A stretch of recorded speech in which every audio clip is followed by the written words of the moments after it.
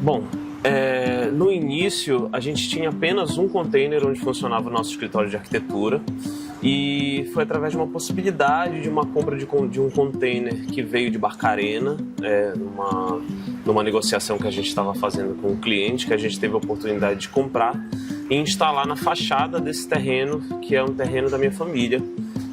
E a gente já tinha visto esses negócios em outros lugares, teve o privilégio, a oportunidade de viajar para os outros espaços, principalmente para outros espaços como da indústria criativa em Portugal.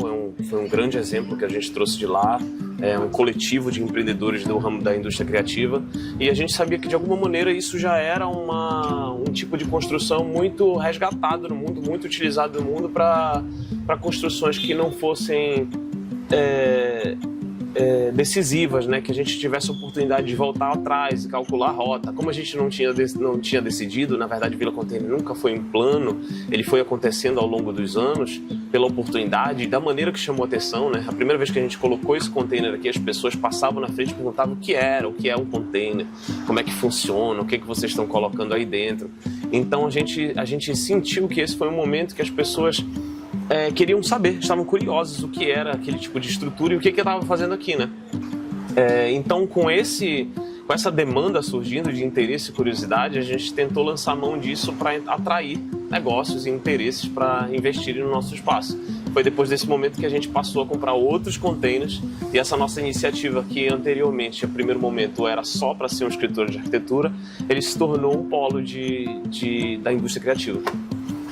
Bem, a primeiro momento como eu falei, a primeiro momento eu acho que o que chamou a atenção mesmo foi a estética, né? Era uma coisa um pouco mais diferente, né? 7 anos atrás, né? As pessoas estavam olhando aquilo com bons olhos, né? Como uma coisa diferente. Eu acho que esse quesito disruptivo aí é onde a gente pôde entrar e chamar atenção para investirem no nosso espaço, né? Acreditarem no nosso negócio, passarem a instalarem os seus negócios, tirarem seus negócios de outros lugares e investirem nas nossas lojas aqui. Então ele foi implantado primeiramente através do interesse estético, mas ele também surgiu por conta da construção seca, né? Era uma construção que a gente poderia voltar atrás, como eu disse no início, né? A gente poderia, se não desse certo, se as coisas não acontecessem da maneira que a gente tinha pensado, a gente poderia voltar atrás, que era basicamente chamar um guindaste e tirar ele do lugar. Há 3 anos atrás o container custava R$6.600. Hoje em dia ele triplicou de valor, né? Então, fazer uma construção em containers, apesar do pouco conhecimento que se tinha na cidade mesmo, poucas pessoas tinham trabalhado com adaptação de container, ele era um risco muito menor do que hoje em dia, né? Hoje em dia tu faz uma construção, dependendo do tipo de negócio que for, com um custo muito menor. A gente não sabia de fato se ia atrair de fato interesse, mas era um risco muito menor, né? Era uma construção seca que a gente poderia voltar atrás, que passou a atrair atenção por conta da estética. Então, por conta de ser seco, por a gente não ter grande mobilização de material e nem de produto de serviço, né? A gente precisava basicamente de um guindaste e um soldador para fazer as nossas obras. A gente não precisaria de um pedreiro, de um carpinteiro para fazer forma. Isso foi positivo na hora da gente escolher essa solução construtiva. São todos containers usados, né? Os containers eles têm vida útil de 95 anos, aparentemente. Se tu der uma pesquisa rápida em bibliografias de construção de container, é mais ou menos isso que mostra pra gente. Esses containers devem ter em média 10 anos de uso. A maioria deles carregava celulose, e a maioria deles veio por Barcarena também. Barcarena não, desculpa. Eles vieram por... Não, é Barcarena, acho. O nosso trabalho aqui de gestão, ele passa por esse trabalho de intermediador, né? Então a gente tem um espaço, a gente oferece para o inquilino traz a sua ideia para cá, mas ele passa por esse balizamento dos moldes que a gente tem aqui, né? Então é um processo cogerido entre a empresa que vai entrar e a estrutura que a gente já tem instalada aqui no nosso espaço. Então, durante esses 7 anos, a gente abrangiu a maior parte dos serviços que aqui ocuparam foram de bares e restaurantes, né? De serviços que funcionaram a maior parte durante a noite. A gente fez alguns exercícios para que esses empreendimentos funcionassem também durante o dia, mas a maioria deles não tinha esse perfil. Hoje em dia a gente está com um plano, com um projeto novo de abrigar condomínio de escritórios, mas também fazendo parte da indústria criativa, sendo eles, a exemplo disso, estúdios de fotografia, estúdios de tatuagem, locais que a gente possa também falar sobre criatividade, sobre a indústria criativa, mas que a gente possa ocupar o espaço também durante o dia em outros horários que a gente não tem frequência de público. Ele vai acontecer lá para trás. A gente tem hoje funcionando no local um estacionamento de mensalistas e o primeiro container já chegou, e daqui para os próximos meses a gente acredita que a gente já esteja com esse condomínio de 8 containers funcionando. Bom, o container tem seus prós e contras, com certeza, né? O pró dele é o que eu já vim falando, né? Assim, a gente trabalha com poucos funcionários, normalmente é uma mão de obra mais especializada, mas ao mesmo tempo ela é, consequentemente, uma mão de obra um pouco mais cara.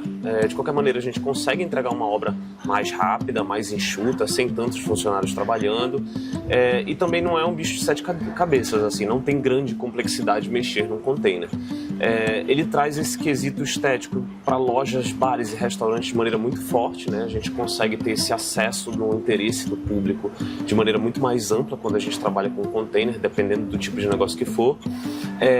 E é bom que a gente tenha atenção também, muito por conta do nosso clima tropical, que ele não favorece aspectos que são desempenhados na arquitetura da Amazônia, né? Então o container tem que estar preparado com revestimentos termoacústicos e muito bem posicionado, né? Estudando o perfil, o terreno onde esse container vai ser implementado no terreno, né? Avaliando questão de sol, de sombra, é sempre muito importante, porque ele não faz parte dos atributos que são colocados para ter um bom gerenciamento de termoacústico no nosso clima.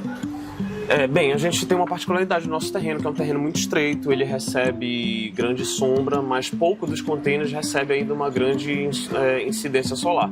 Esses containers que têm incidência solar, ele tem não só nas paredes, mas quanto no forro, tratamento termoacústico com gesso preenchido de lã de rocha. Então isso é essencial.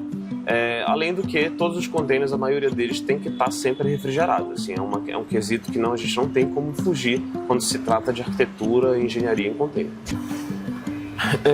Eu acredito que sim, apesar de que eu acho que são decisões que têm que ser muito bem calculadas. Assim, nem sempre o uso do container vai trazer os benefícios que a gente vem absorvendo durante esses 7 anos aqui. Como eu disse, o apreço estético pela arquitetura de containers ele é muito positivo para bares e lojas, mas ele vai na contramão de soluções de arquitetura da Amazônia para o nosso clima tropical.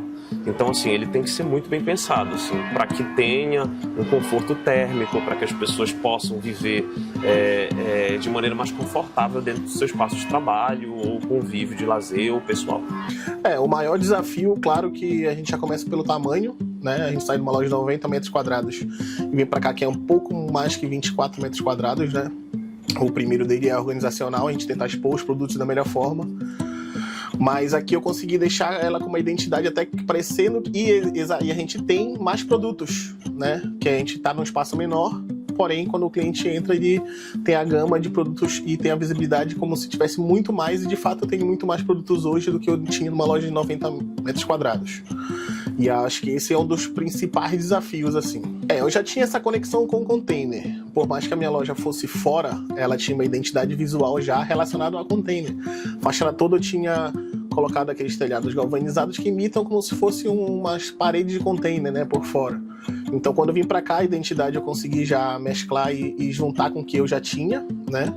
E aí, como eu trabalho com moda urbana, tem tudo a ver, né, com espaço, madeira envelhecida, ou então ferro, que é a base do container, né? Então eu consegui fazer essa adaptação bem fácil, justamente pelo produto que eu trabalho, pelo meio que eu escolhi trabalhar. Eu tava numa loja na rua, né, próximo à Praia Guiar, na Quintino, e ali eu tinha um público muito abrangente, né? Atendia pessoas, imagino que talvez nem conhecessem, não tinham tanto conhecimento com moda urbana. E aí quando eu vim pra cá pro Vila Container, que é um espaço aqui na Magalhães Barado, a gente tem um público que frequenta aqui e basicamente ele virou meu público-alvo, e a gente vê as pessoas que frequentam com as roupas que eu vendo, com os tênis que eu revendo também, de marcas que eu revendo. E aí eu tive uma facilidade de adaptação muito rápida, né? As pessoas entram na loja, por mais que seja um espaço menor, eu consigo atender como se fosse uma loja normal, tem provador, tem um caixa para fazer pagamento. Então a gente tem essa limitação, mas também a gente tem uma conexão por eu estar trabalhando com moda urbana, né? Então o container tem essa conexão muito forte. Enfim, a primeira preocupação é a gente expor os produtos da melhor forma para atender o cliente, para ele conseguir enxergar, né? E já assim que ele adentrar a loja, ele conseguir enxergar o produto que ele procura, ou então alguma coisa que chame a atenção a ele. Então a gente fez uma fachada basicamente toda de vitrine. Então quando quem passa na frente sabe que é uma loja de roupa porque está tudo bem exposto, né? A iluminação interna ela já tem essa preocupação também. Mas 20% da loja eu separei ela para estoque. Então o container tem um pouco mais de 12 metros de comprimento, ele em torno de 2 metros, 2 e um pouquinho é de estoque. Justamente para eu conseguir ter o produto exposto e ter variação de tamanho dele no estoque. O principal é o custo fixo, que é aluguel. A gente deu um aluguel bem menor do que quando eu estava na rua, na Quintino, né? E aí diminui também bastante a energia elétrica, né? Porque a gente gasta bem menos, né? O ar-condicionado que a gente usa, a potência é menor, porque não tem necessidade de muito grande, porque o menor já consegue administrar toda a temperatura do ambiente, né? Eu saí, eu acho que em torno de 40 mil BTUs, em torno de 40 mil BTUs, para um de 20, 22, 26. Então já diminui esse custo de energia elétrica e, obviamente, o de aluguel, né? Porque eu trabalhava numa loja de 90 metros quadrados e perto da Brás de Aguiar, então era um custo bem maior. Eu acredito que isso é até uma tendência dos mercados se tornarem mais small, assim, tentar fazer negócios menores. Os empreendedores hoje estão fazendo negócios menores, com custos menores, que ele consiga ter um retorno maior, um mercado maior nos seus produtos, né?